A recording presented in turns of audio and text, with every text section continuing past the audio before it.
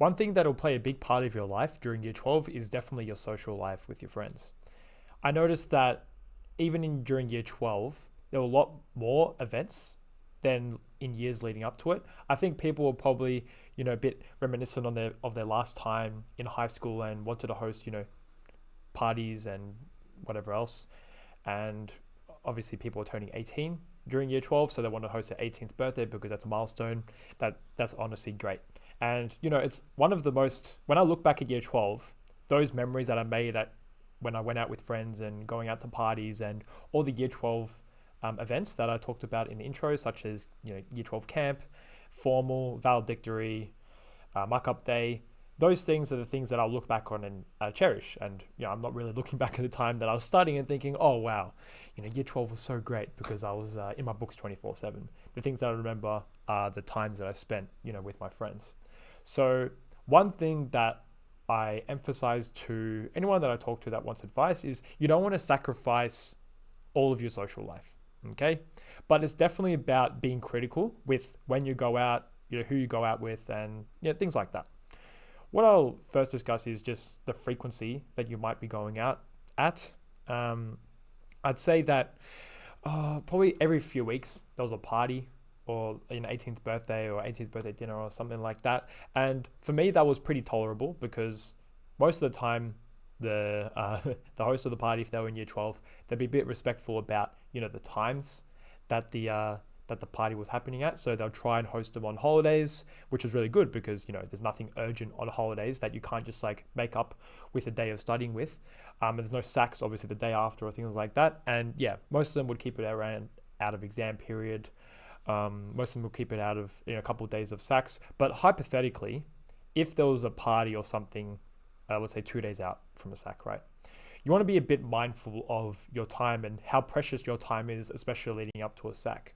Now, not only is the time valuable, but also just like the mental clarity that you have is also really important as well. So yes, let's say if you're at 5 hours out with your friends at a party or whatever, and you make up for those 5 hours with another time. That's great, right? You've made up for the time that you lost.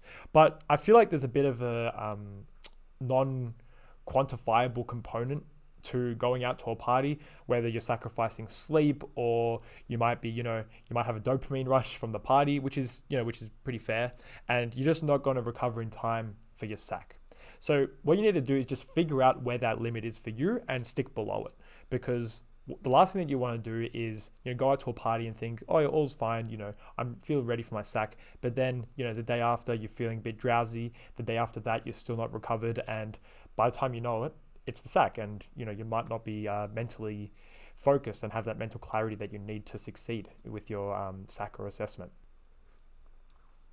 The last thing I want to kind of push is skipping out on social events because you'll want to focus on year 12. And that's the last thing I want to do.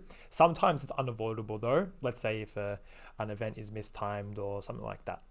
And, I've had that experience myself where I had a party during exam period and it was the person's 18th and it was a close friend of mine. And it was something that I couldn't just skip out on, but I knew what my limits were because I've already kind of decided that myself.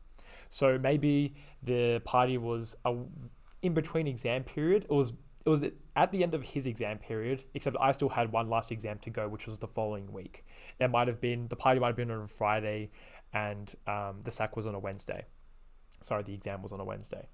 And I just told myself that I'm not going to, go to extreme. For example, they had a party at a venue, which was really fun, and then they went out clubbing afterwards. And, going out clubbing and going to bed at 3 a.m. was probably something that I didn't want to do because, I want to focus.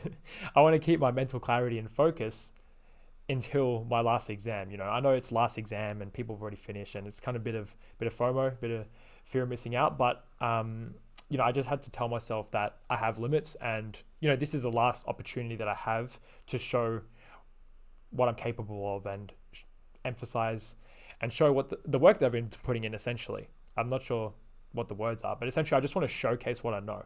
And if I have all these distractions coming up, then I feel like that I'm not going to be able to showcase the best of my ability, which is what an exam is for. I think sometimes I'm a risk averse person and sometimes I'm a risk chasing person. And for something like this, definitely the risk averse side of me comes out because I know that I can have the same amount of enjoyment after I finish my exams and after I have nothing to worry about, or maybe less to worry about, except I don't want to be pushing that risk level too much before my last exam because, I'm a risky person sometimes, but at the same time, I'm still a logical person. I want to make decisions with logical basis. So let's say, if I've got an exam coming up and I'm going out with friends or they want me to come out, then sometimes I just have to tell myself, no, I can't, because there's just too much at stake. So it's about finding that middle ground and just sticking to your limits. Don't feel peer pressured to go out if you don't want to.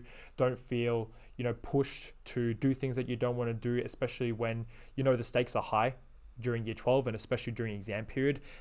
No matter what anyone says, the exam period is literally make or break. And a pet peeve of mine is that people kind of downplay how important SACs and exams are. No, they're really important. And don't listen to anyone else when they say that scores don't matter, your ATAR doesn't matter, what uni you get in doesn't matter. Because honestly, it really does. It really does matter what uni you get into, what scores you get, what ATAR you get, because that's going to determine what the next couple of years of your life look like. And this is a bit of a side rant, but anyone that says there's alternate pathways is absolutely correct. There are alternate pathways to get wherever you want to go. But would you like to take do you want to put in the hard work now and take it easy during uni once you're already where you want to be? Or do you want to take it easy now and do the hard work later? I think most people in an ideal world, they want to do the hard work now while they're already meant to do the hard work and then take it easy during uni. Because honestly, uni is one of the best times of my life. Honestly, I get to enjoy myself. And I feel like one of the main reasons why that's the case is because I'm where I wanted to be after I finish year 12 and transitioning to uni. I feel like I'm in the degree that I want to be in. I'm in the university that I want to be in. And I don't have to worry about, trying to transfer degrees or transfer unis to try and feel like I belong in a place. I'm just where I want to be. I'm chipping away at my degree. I'm working on, the tutoring and, helping VC method students. And that's exactly where I want to be in life. Now, the only reason I'm saying this is because now, because of the work that I've done and because of in year 12, I hustled and grinded.